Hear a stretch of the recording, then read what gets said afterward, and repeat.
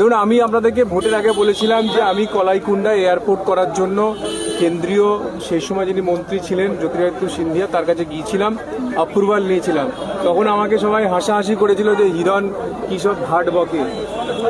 অনেকে আবার লিখেছিল হিরণ মনে হয় গাঁজা খেয়ে বলছে। তো আজকে তারা দেখুক যে আজকে বাজেটে কলাইকুণ্ডা এয়ারপোর্টের কথা আছে কি নেই।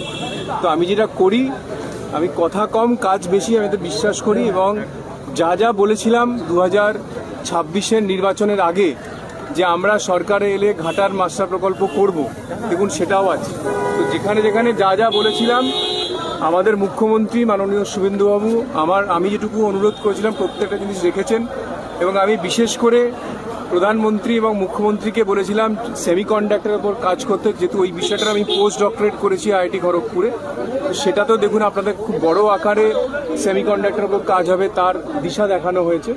তো আমি যা যা চেয়েছিলাম যে 2026-এর সরকার এলে আমার ব্যক্তিগতভাবে যেটা মনে হয়েছিল যে ছেলেমেয়েদের চাকরি থেকে শুরু করে, আপনারা আগেও শুনেছেন যে আমি যখন ইউরোপ থেকে ফিরলাম তখনও বলেছিলাম যে আমি কী কারণে ইউরোপে গিয়েছিলাম, সেগুলো প্রত্যেকটার আমি দেখলাম যে তার প্রতিফলন এবারের বাজেটেতে হয়েছে। এবং এই বাজেট আপনারা দেখেছিলেন যে গতবারের বাজেটেতে 3 লক্ষ কোটি টাকা আমাদের ছিল রেভিনিউ এক্সপেন্ডিচার, কিন্তু ইনকামের জন্য যে ক্যাপিটাল তৈরি করা দরকার, ক্যাপিটাল এক্সপেন্ডিচার গতবারে ছিল 26,000 কোটি টাকা। তো এবারে যেহেতু এত ধার দেনা শোধ করতে হচ্ছে, কিন্তু এবারে কিন্তু ক্যাপিটাল এক্সপেন্ডিচার 40,000 কোটি টাকার ওপরে রাখা হয়েছে, প্রায় 44,000 কোটি টাকা।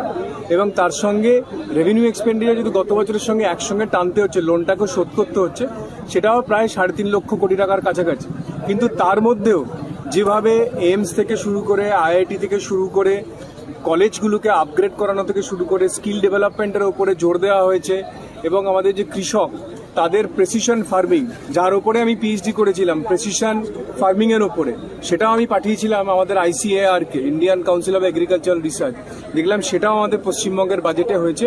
তো ফলে আমার যেভাবে মনে হয়েছিল যে পশ্চিমবঙ্গকে সোনার বাংলা করতে গেলে মানুষ যেভাবে ভোট দিয়েছিলেন, পশ্চিমবঙ্গ আগামী 10 বছরের মধ্যে যে পরিবর্তন হবে, বিকশিত ভারত 2047, তার লক্ষ্যে বিকশিত বাংলাও যে এগোলো, তার প্রথম প্রতিফলন আজকের বাজেটে এলো। আমি অসংখ্য ধন্যবাদ জানাবো আমাদের মুখ্যমন্ত্রী শুভেন্দুবাবুকে এবং আমাদের অর্থমন্ত্রী ডক্টর স্বপন দাশগুপ্ত মহাশয়কে। তারা পশ্চিমবঙ্গের ইয়াং জেনারেশন, আমাদের ভবিষ্যতের প্রজন্মকে সুরক্ষিত করার জন্য এত অসাধারণ বাজেট বানিয়েছেন। আমি সত্যি কৃতজ্ঞ একজন পশ্চিমবঙ্গবাসী হিসাবে।